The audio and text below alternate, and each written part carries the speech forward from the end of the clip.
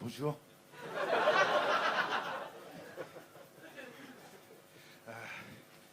Me amo Saul. I don't know. I did Spanish instead, mate. Pantalon rouge. Huh? Croque monsieur. Croque monsieur. Bene? No, that's Italian. Fuck. Hello, everyone. Hi, I'm Saul Henry. I've been doing comedy for a while, but I've had to learn how to do it again because I've made this life-changing decision to only do comedy sets sober. So I haven't got a fucking clue what is happening now. Usually I'm seeing like purple swirls and things like that, but because I've had to drive here over from Yorkshire, then that's another reason to be sober. Because like, I wouldn't say it's dangerous to drive high. It just takes really fucking long time to get across the M62. So yeah, sober comedy's weird. I've just been spending most of my time being high and like trying to remember stuff. But now when I try and remember stuff, I actually remember it, which just really fucking throws my mind. I'm a product of the Liverpool education system,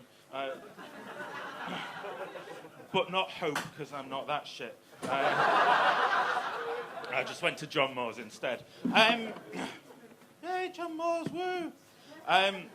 So, are you guys familiar with like a false premise, right?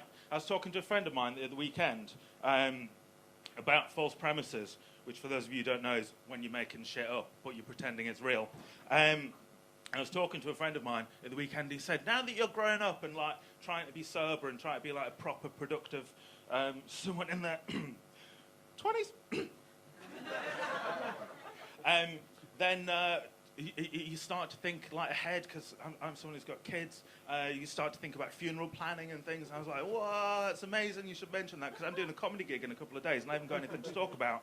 So I'm glad you raised that topic. I have thought about that. Thanks for asking.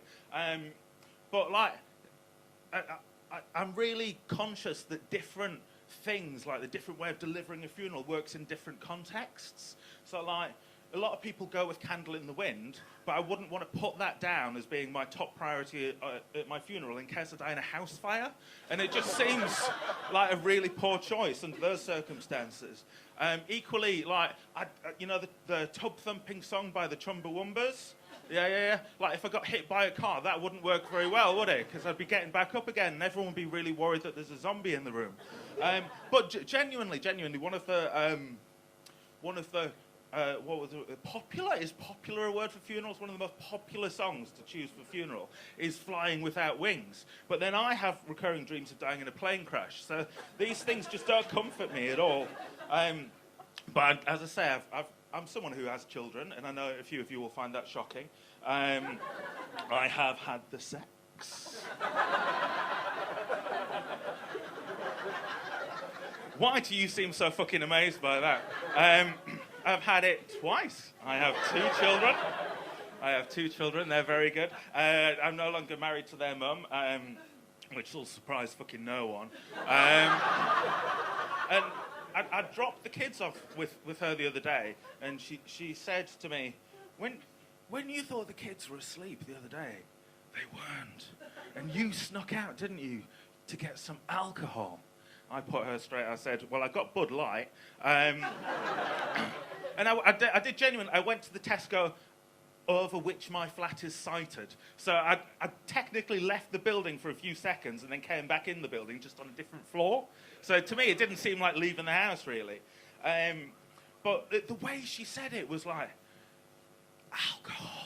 Like it's a big demon, big sin. And if I hadn't been so fucking stoned at the time, I'd have taken so much offence at that.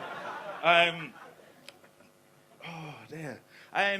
So, this is Liverpool. I went round the corner to visit The Hague, which used to be my student union, and now it's flats. And I made time to go in a couple of what used to be bars, and now they're hairdressers or coffee shops. It's like things have changed a lot over the last 25 years. Fucking hell. For someone in their mid-20s like me, to have been at university 25 years ago is a remarkable achievement, I think you'll find. But I do actually, at the moment, believe it or not, and you won't, I've already got you picked out. I have a girlfriend at the moment, and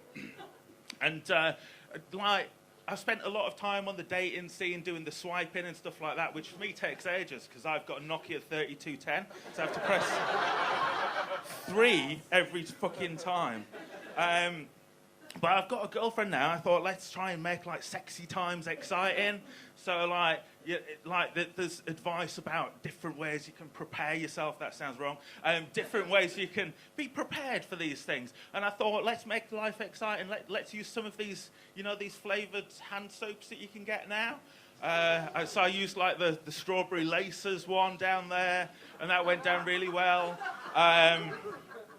But I really regret using the chewing gum flavoured one. She took that too literally, and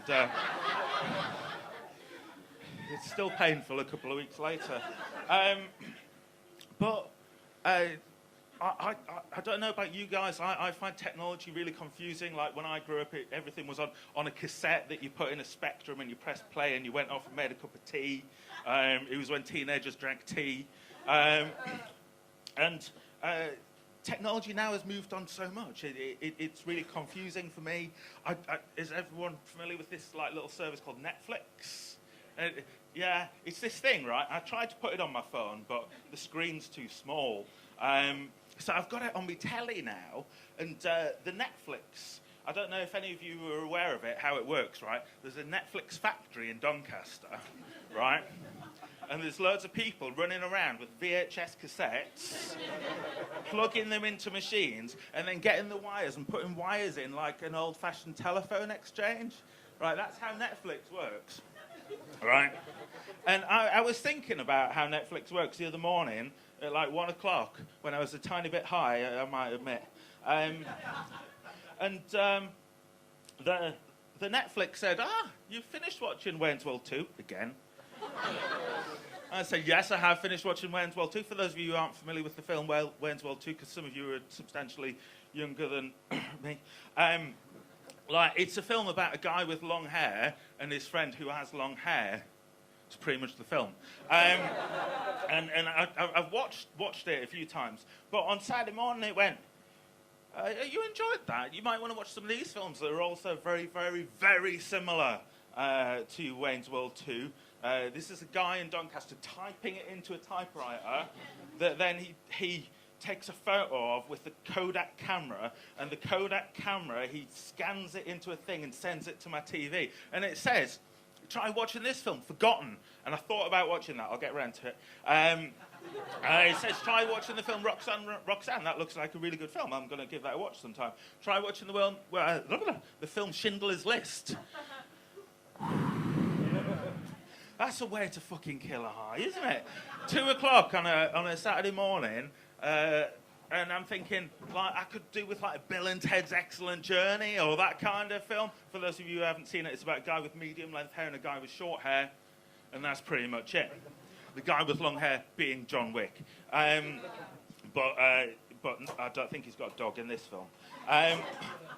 So, I thought, why are you suggesting this to me? That's really harsh. I just wanted, to watch something funny. Why are you suggesting Schindler's List? And I think about the guy running around in the thing in Doncaster. He's getting his videos, he's putting them in the machines, and he's putting the wires in like that. And he's got 30 seconds in between when you're watching something. You know when the thing goes round and it goes from 0 to 100%? Yeah? That's the amount of time he's got to come up with some fucking suggestion. He's desperately thinking, what works from WW2 perspective? There's Wayne's World 2, that's WW2. What else? Schindler's List, yeah, that's WW2 as well, isn't it? That's a great idea. But as I say, I find technology very confusing. I spent the last couple of weeks wondering why everyone's worried about these Chinese guys from the northeast. Huawei technology. And just before I go, I finished sending this message to people because I finished the dating and my girlfriend kind of objects. But this one matches my amazing shoes, which are made out of the same material as tennis balls, which are great unless you're walking downstairs and it's fucking terrifying. This emoji, everyone familiar with this emoji? will perform cunnilingus for money.